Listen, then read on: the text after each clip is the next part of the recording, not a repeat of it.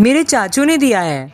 मुझे भी देना खेलने को। नहीं, तू मुझे लुका छुपी में छोड़ के चली गई थी लास्ट टाइम। नहीं देगा, ये ले। ये क्यों तोड़ा तूने? मेरा दिमाग थोड़ा हिल जाता है समझ। ये ले, तू चॉकलेट खा। तूने मेरा चॉकलेट खाया है ना, अब तू किसी को नहीं बता सकता ये गाड़ी मैंने तोड़ा है, समझा? ठीक है, नहीं बताऊंगा। चल घर घर खेलते हैं। मैं घर आ गया। तू आ गया?